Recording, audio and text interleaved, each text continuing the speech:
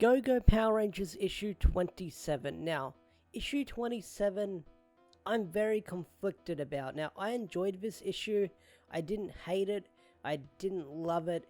It was okay. I enjoyed it, and that's about it. But hear me out about my feelings about this issue, because I have very mixed feelings about this issue and the whole white light retelling they did in Necessary Evil, because I understand they had to retell White Light to get where we are right now, with Tommy being the White Ranger in Mighty Morphin and Necessary Evil, and seeing a little bit of Tommy being the White Ranger in the Go-Go side of Necessary Evil. But the retelling of White Light we got in Necessary Evil of the Go-Go side felt a bit slow with the pacing, and I know it's a monthly comic, and I'm sure if you read it back to back it seems a lot faster, but the retreading we got with the journey that Tommy went on did feel a bit slow. Now, it was wrapped up in like 2 issues, but just the pacing we got just felt very slow to me for some reason. And I know it's wrapped up in 2 issues, but it just felt like it dragged on for some reason.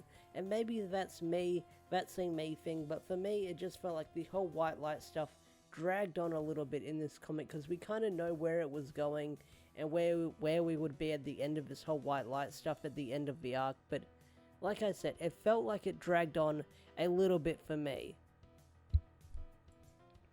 Alright, let's take it from the top. Now, the issue picks up where we last left off, where Tommy was facing off with Lord Zed, and Lord Zed offers Tommy the chance to join his side, but Tommy refuses and fights Lord Zed head on. And of course, Tommy is no match for Lord Zed.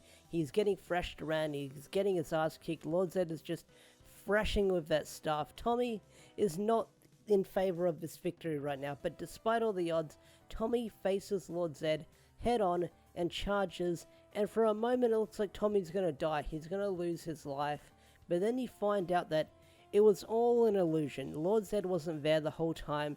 He wasn't appearing in front of Tommy Oliver. He wasn't somehow tracking Tommy Oliver down.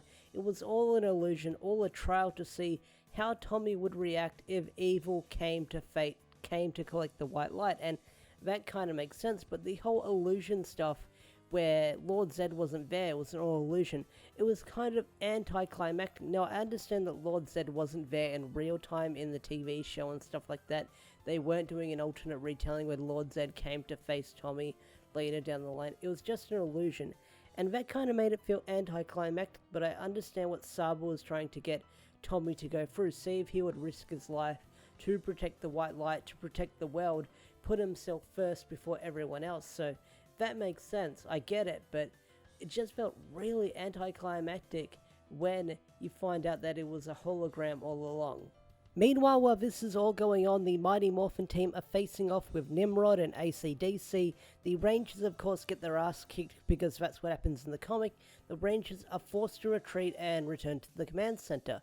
And this whole thing where they're recovering, they're fixing their Zords, I really did like this scene, because you have Kimberly giving Jason a pep talk saying that Jason doesn't have to carry the whole world on his shoulder. He doesn't have to have this big chip on his shoulder. He can leave the worrying or leave the carrying to the rest of the world, to the others once in a while. And that's a really good speech, or a really good well-written dialogue that Kim has. She's basically saying, Jason, you don't have to have this big weight on your shoulder.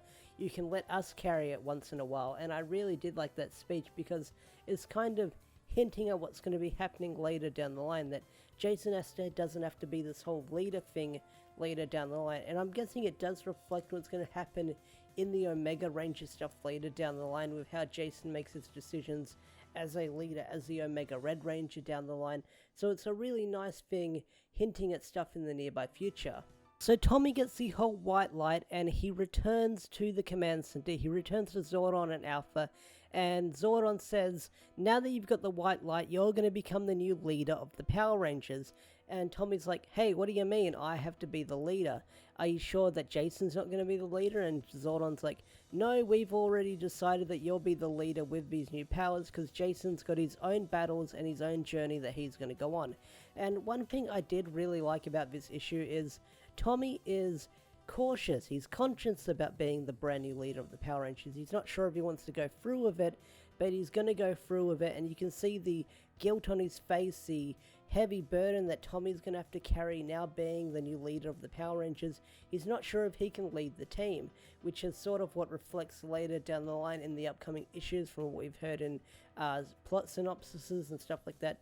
So Tommy is unsure if he's going to lead the team. He's unsure if he's able to do it. So even when he's getting the power transfer to him, you can see like a look of guilt on his face that he's going to go through with it, but he's not sure if he wants to go through with it, but he has to go through with it to save his team. I understand that because he wants to be a ranger again, but I really did like that scene. Meanwhile, we've got Zack and Trini meeting up with the Blue Emissary, and they want to see what Jason's been seeing. They want to see the stuff that Jason has been seeing throughout the past few issues of Go-Go. They want to see all those weird visions he's been having to get their memories back. And the Blue Emissary does it, but what I feel like was a missed opportunity is we could have seen some visions that they saw. They could have seen what happened in the battlefield in the Shattered Grid finale, but unfortunately we don't go through with that, and it's kind of skipped over, and I kind of wish we could have seen those two characters seeing the stuff that Jason saw. They could have witnessed the stuff that happened on the battlefield. That would have been a great opportunity. I feel like they missed it, they went over it. Maybe Ryan wanted to fit it in, but he couldn't, but I feel like they should have had those two characters seeing the stuff that Jason saw to understand what he went through instead of doing it off screen. That felt like a very big missed opportunity right there, because if they understood the trauma that Jason's been going through, or the headaches he's been having, or the spacing out he's been doing because he's been seeing the stuff that happened in Shattered Grid to get his memories back, that'd be really interesting. I mean, we could have seen Zack meeting Zack, we could have went through that, we could have seen what happened with the World of the Coinless stuff. I mean, that would have been really cool to see what happened to Shattered Grid for them to get their memories back, instead of it sort of skipped over, and it happens off screen, unfortunately, so that kind of sucks. After that, we get the retelling of White Light with Tommy descending from the sky in the command center. He shows up his new powers. We see the Mega Tiger Zord, which I gotta admit, it looks really cool in the comics. Francesco, sorry if I butchered your name there, buddy. He did a really good drawing the White Tiger Zord, the Mega Tiger Zord in the comics. That looked really cool. It was quickly over and done with, this retelling of White Light, and now that White Light's wrapped up, we're just getting the fallout of everything happening, all the characters interacting, and these were some very interesting interactions we got between the characters, but they felt a little bit rushed, to be honest, and I'll talk about them right now. So the first interaction we get is Tommy and Jason, and I really do like this interaction between the two, because Tommy is like apologizing for Zordon making him the leader, because Tommy says, hey, I didn't even know that Zordon said I'd be replacing you until I got the powers. Sorry about that, dude, which is kind of funny because it's like a wink and a nod at the TV show how Tommy was suddenly the leader, but Jason's like, it's cool about it, I'm sure you'll be a fine leader, you know what to do, you've been there as long as I have almost, I have faith in you. He doesn't say that word for word, but you get the feeling what Jason is saying. After that, we've got Matt and Kim, and they have a little reunion, and I kind of feel sorry for Matt, to be honest, because Matt is kind of sort of like a dick in this situation, the way he walks away, but he feels like he's shafted just because Tommy's back. They won't need him around. Like, he stuffs his hands in his pockets, and he's like, yeah, whatever, stay safe, Kim, but if you need anything, I'm here. So I kind of feel sorry for Matt, but oh well. But I kind of understand what Matt's going through, because Matt probably felt like he could have been a Power Ranger, then Tommy showed up, now Tommy's their new best friend and he's the Power Ranger. Matt sort of got pushed to the side, so I kind of understand where Matt's coming from, but oh well, it is what it is. I'm hoping we see more of Matt in Go-Go Power Rangers, because he is one of my favorite side characters in Go-Go Power Rangers from this comic. I do like Matt, and I really hope we see more of him later down the line. I hope his story isn't over just yet. After that, Kim and Tommy have a reunion. They kiss, they hug, they embrace, all that good stuff, and I feel like they're going to have a long talking with each other about what they happened. Tommy apologizes for his actions because he said he needed some thinking time, but I feel like they're going to have more talking off screen later down the line.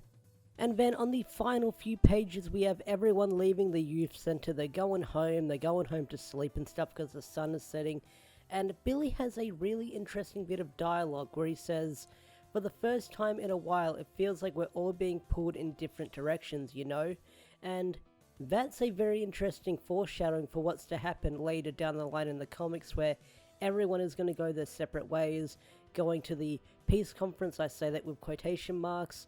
We're going to have a brand new team later down the line in Go-Go possibly.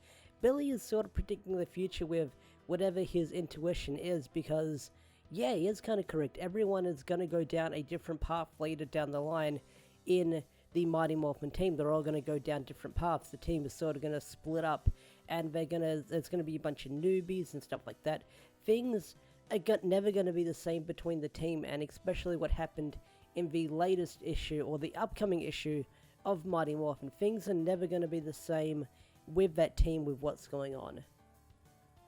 The issue then ends with Zack, Trini, and Jason giving each other a big speech of friendship, saying they'll go through this brand new challenge together, and that's where the issue ends. They say we'll go through this brand new challenge together with whatever awaits us, and that's where it kind of ends.